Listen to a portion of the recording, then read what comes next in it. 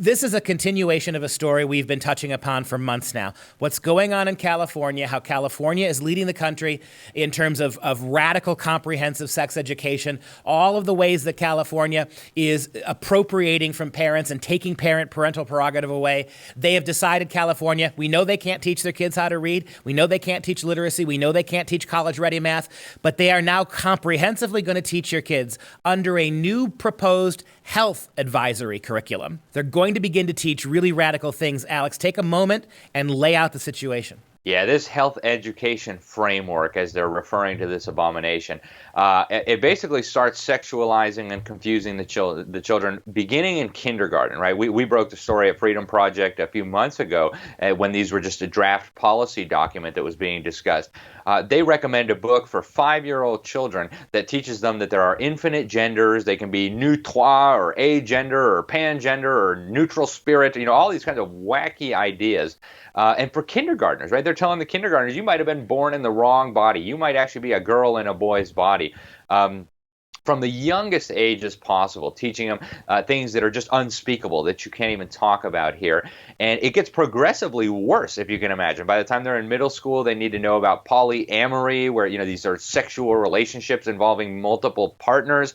Once they get to high school, they're going to learn about fisting and every conceivable perversion you can think of, and then many that you can't think of, right? I had to look up some of these terms because they're just so out there. This is stuff that even 5 years ago would have been completely unthinkable. And so this is what's coming in California and America. You should prepare yourself because this is coming to Oklahoma and Montana and rural Tennessee and everywhere in between. We are having no moral judgments whatsoever. And this is where we saw last week, a couple weeks ago, Alex, pedophilia, when we recognized that a particular school superintendent was arguing that teaching pedophilia, that being sexually attracted to children is just another form of sex. We had a superintendent actually say that. Answer me why you're teaching pedophilia in school to ninth graders. Teaching what? Pedophilia, pederasty, right here. I've explained to you that this is done because we are talking about historical perspectives of how gender relations and different types of sexual orientations have existed in history. And we had the school district who wanted to argue with us, admit that they had to pull aspects of pedophilia out of their curriculum. So without getting any more into the really disgusting weeds of all of this, talk more about the framework for our moms and dads. It's not law, but it's 700 pages. Yeah, well, I think they make this deliberately confusing, Duke. So they have something called the Healthy Youth Act that was passed a few years ago that mandates the teaching of certain things. So this mandates, for example, the teaching of LGBT people as heroic historical characters in history class. Some of them actually homosexuals or transgender. Harvey Milk, for example, is one of the big heroes they build up, the first openly homosexual elected official in America. Also happened to be a child rapist who raped children, some of whom these boys went on to go commit suicide later. So, of course, Obama had to name a Navy ship after him. Great guy to build up as a hero in the minds of middle school children, high school children, elementary school children. And then they just go back retroactively and just declare that certain people must have been homosexual because they didn't get married or because, there's no evidence that they were attracted to women, and so they must have been homosexual. So this part is mandated. There's no opt-out mechanism. The children are required to sit through this. The parents cannot opt them out. Then this health education framework, which was adopted this week by the California board.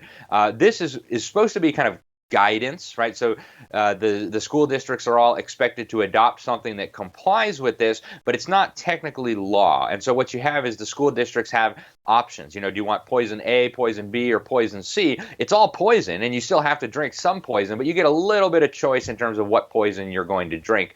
And this is what the health education framework does. It issues these terrible recommendations for books. You mentioned presenting all of these sexual proclivities, if you will, in a non-judgmental way. In fact, that is the marketing slogan for one of the books that teaches these things that we were just mentioning. And they tell you this book presents all these things in a non-judgmental way so that children don't have to feel judged for engaging in types of things that 5 years ago, again, would have been completely unthinkable. So total attack on the family, total war on civilization, coming down through a combination of state law and a combination of state policy frameworks and recommendations. And that's what California is dealing with. And again, the whole country will be dealing with it soon. We are going to take your children at young ages and begin the process of mainstreaming this. We're going to, as you said, we're going to start telling 5-year-olds, Alex. We're going to start telling 5-year-olds that they may be in the wrong body, that they have to take an inventory of themselves at age 5 and ask themselves if they really are the boy they are born to be, or maybe there's something else. This is suggestive. This is indoctrination. This is brainwashing, for lack of a better word. It's developmentally inappropriate. But the argument here is, you've got all the laws now, right, that mandate teaching of this, teaching of that. As you said, mainstreaming gay and lesbian heroes from kindergarten, all that, that's law.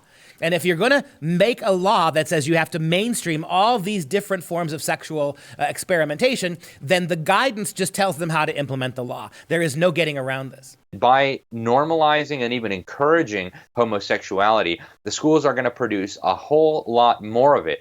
And the research that has come out is proving this to be correct. We reported at the Freedom Project Media that a survey by the UCLA, the University of California at Los Angeles, found that 27% of California children aged 12 through 17 are now gender non-conforming. So boys who don't accept the fact that they're boys, or girls that don't accept the fact that they're girls. We are going to see a whole lot more of this in the years to come. And parents, what are you going to do about this? Your children are being put at risk, not just of HIV, not just of confusion, but of destroying their whole lives. Are you going to tolerate it? That's the question. And you know what's funny?